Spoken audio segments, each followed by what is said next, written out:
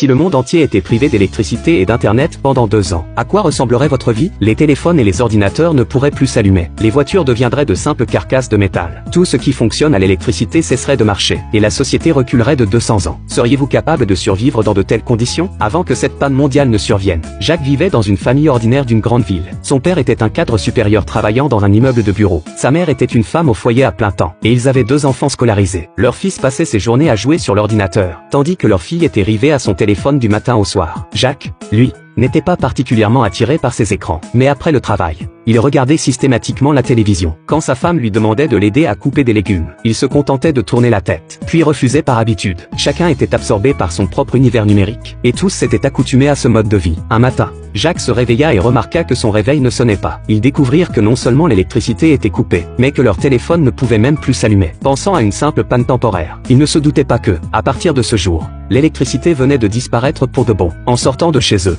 ils constatèrent que l'ascenseur était hors service, les obligeant à descendre les escaliers. Le métro était à l'arrêt, et toutes les voitures dans la rue refusaient de démarrer. Jacques dut marcher jusqu'à son bureau, mais en arrivant, il trouva les portes de l'immeuble verrouillées. Ses collègues n'eurent d'autre choix que de briser les vitres pour entrer. Mais une fois dans les bureaux, ils réalisèrent que tous les ordinateurs étaient inutilisables. À l'école, de nombreux professeurs étaient en retard, poussant l'administration à transformer le premier cours en heure d'études. Pendant ce temps, les supermarchés étaient pris d'assaut, et seules les personnes possédant de l'argent liquide pouvaient passer en caisse. Les bougies, autrefois ignorées, devinrent soudain un produit de première nécessité. Les gens commencèrent aussi à stocker de l'eau, ressentant peu à peu une inquiétude croissante. Jacques et ses collègues attendirent jusqu'au soir, mais leur patron finit par les renvoyer chez eux plus tôt. Sur le chemin du retour, Jacques passa devant un magasin de vélos, et, face à la demande exponentielle, il dut payer 2 fois le prix habituel pour s'en procurer un. Le soir venu, toute la famille se réunit autour d'un dîner éclairé à la bougie, privés de leurs écrans. Les enfants restèrent inhabituellement silencieux, mais lorsque sa femme se rendit sur le balcon, elle remarqua quelque chose d'étrange dans le ciel nocturne. Intriguée, elle appela son mari et ses enfants. Sous leurs yeux ébahis, des myriades d'étoiles scintillaient aux côtés d'une voie lactée éclatante. L'absence totale d'éclairage urbain permettait enfin aux astres d'illuminer la nuit. Le 3e jour, les distributeurs automatiques de billets cessèrent de fonctionner. Les stations d'épuration de l'eau commencèrent à fermer progressivement, et l'accès à l'eau potable devint un véritable défi. Le patron de Jacques prit alors une décision radicale: fermer son entreprise et quitter la ville avec sa famille, pour trouver un endroit où l'eau était accessible. Une semaine plus tard, tous les supermarchés étaient vides. Les écoles avaient suspendu leurs cours pour une durée indéterminée, et rester en ville signifiait risquer la famine.